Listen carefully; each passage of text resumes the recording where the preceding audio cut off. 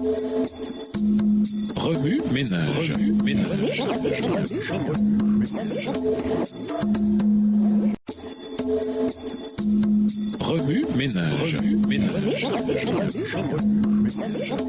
Bienvenue à votre émission Remue ménage. Voilà la leçon de mardi. Investiguer. Lisons Apocalypse 6, versets 12 à 17, Matthieu 24, versets 3 à 14, Matthieu 24, versets 36 à 44, Apocalypse 1, verset 7, Habakkuk 2, les versets 1 à 3, Matthieu 22, versets 1 à 10, Matthieu 7, versets 21 à 23, 1 Thessaloniciens 5, versets 1 à 10 et Apocalypse 3, les versets 14 à 22. Apocalypse 6, les versets 12 à 17. Je regardai quand il ouvrit le 6e sceau, et il y eut un grand tremblement de terre. Le soleil devint noir comme un sac de crin, la lune entière devint comme du sang, et les étoiles du ciel tombèrent sur la terre, comme lorsqu'un figuier secoué par un vent violent jette ses figues vertes. Le ciel se retira comme un livre qu'on roule, et toutes les montagnes et les îles furent remuées de leur place. Les rois de la terre, les grands, les chefs militaires, les riches, les puissants, tous les esclaves et les hommes libres se cachèrent dans les cavernes et dans les rochers des montagnes. Et il disait aux montagnes et aux rochers, tombez sur nous et cachez-nous devant la face de celui qui est assis sur le trône et devant la colère de l'agneau, car le grand jour de sa colère est venu et qui peut subsister. Matthieu 24, versets 3 à 14. Il s'assit sur la montagne des Oliviers et les disciples vinrent en particulier lui faire cette question. Dis-nous quand cela arrivera-t-il et quel sera le signe de ton avènement et de la fin du monde? Jésus leur répondit, prenez garde que personne ne vous séduise, car plusieurs viendront sous mon nom disant c'est moi qui suis le Christ et ils séduiront beaucoup de gens. Vous entendrez parler de guerre et de bruit de guerre. Gardez-vous d'être troublés, car il faut que ces choses arrivent, mais ce ne sera pas encore la fin. Une nation s'élèvera contre une nation et un royaume contre un royaume. Et il y aura en divers lieux des famines et des tremblements de terre. Verset 8. Tout cela ne sera que le commencement des douleurs. Alors on vous livrera au tourment et l'on vous fera mourir et vous serez haïs de toutes les nations à cause de mon nom. Alors aussi plusieurs succomberont et ils se trahiront, se haïront les uns les autres. Plusieurs faux prophètes s'élèveront et ils séduiront beaucoup de gens. Et parce que l'iniquité se sera accrue, la charité du plus grand nombre se refroidira. Verset 13.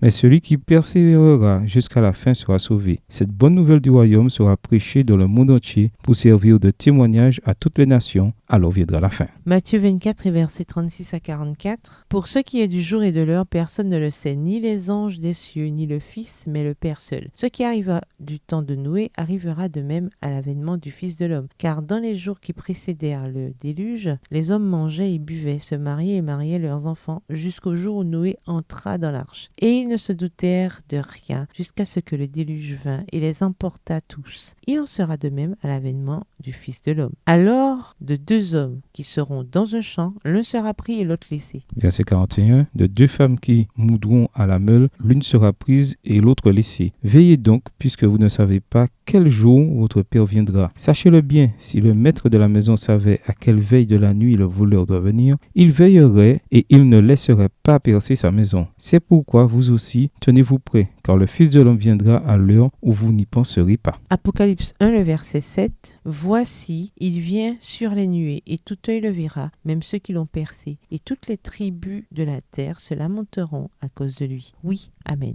Habakkuk 2, versets 1 à 3. J'étais à mon poste et je me tenais sur la tour. Je veillais pour voir ce que l'Éternel me dirait et ce que je répliquerais après ma plainte. L'Éternel m'adressa la parole et il dit, écris la prophétie, grave-la sur des tables, afin qu'on la lise couramment, car c'est une prophétie dont le temps est déjà fixé. Elle marche vers son terme et elle ne mentira pas. Si elle tarde, attends-la, car elle s'accomplira. Elle s'accomplira certainement. Matthieu 22, les versets 1 à 10. Jésus, prenant la parole, leur parla de nouveau en parabole et il dit, le royaume des cieux est semblable à un roi qui fit des noces pour son fils. Il envoya ses serviteurs appeler ceux qui étaient invités aux noces, mais ils ne voulurent pas venir. Il envoya encore d'autres serviteurs en disant, dites aux conviés, voici j'ai préparé mon festin, mes bœufs et mes bêtes grasses sont tués. Tout est prêt, venez aux noces. Mais sans s'inquiéter de l'invitation, ils s'en allèrent, celui-ci à son champ, celui-là à son son trafic. Verset 6. Et les autres se saisirent des serviteurs, les outragèrent et les tuèrent. Le roi fut irrité. Il envoya ses troupes, fit périr ses meurtriers et brûla leur ville. Alors il dit à ses serviteurs, les noces sont prêtes, mais les conviés n'en étaient pas dignes. Allez donc dans les carrefours et appelez aux noces tous ceux que vous trouverez. Ses serviteurs allèrent dans les chemins, rassemblèrent tous ceux qu'ils trouvèrent méchants et bons, et la salle des noces fut pleine de convives. Matthieu 7,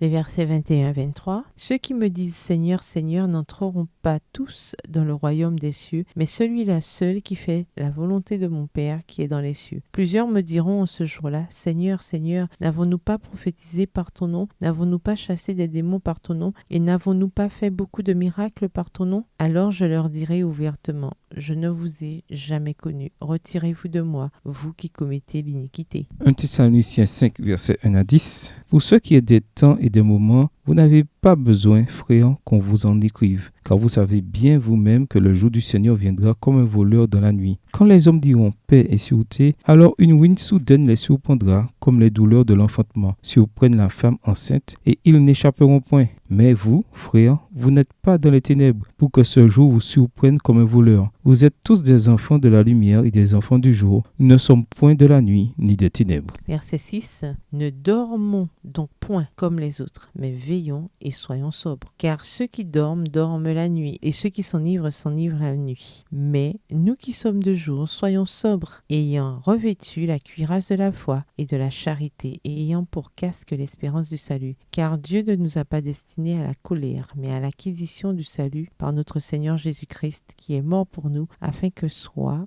que nous veillions, soit que nous dormions, nous vivions ensemble avec lui. Apocalypse 3, les versets 14 à 22. Écrit à l'ange de l'église de la Odyssée. Voici ce que dit l'Amen, le témoin fidèle et véritable, le commencement de la création de Dieu. Je connais tes œuvres, je sais que tu n'es ni froid ni bouillant. Puisses-tu être froid ou bouillant? Ainsi, parce que tu es tiède et que tu n'es ni froid ni bouillant, je te vomirai de ma bouche. Parce que tu dis, je suis riche, je me suis enrichi et je n'ai besoin de rien. Et parce que tu ne sais pas que tu es malheureux, misérable et pauvre. Je te conseille d'acheter de moi de l'or éprouvé par le feu, afin que tu deviennes riche, et des vêtements blancs, afin que tu sois vêtu, et que la honte de ta nudité ne paraisse pas, et un collier pour oindre tes yeux, afin que tu vois. Verset 19. Moi je reprends et je châtie tous ceux que j'aime. Aie donc du zèle et repens-toi. Voici, je me tiens à la porte et je frappe. Si quelqu'un entend ma voix et ouvre la porte, j'entrerai chez lui, je souperai avec lui et lui avec moi. Celui qui vaincra, je le ferai asseoir avec moi sur mon trône, comme moi j'ai vaincu et me suis assis avec mon Père sur son trône. Que celui qui a des oreilles entende ce que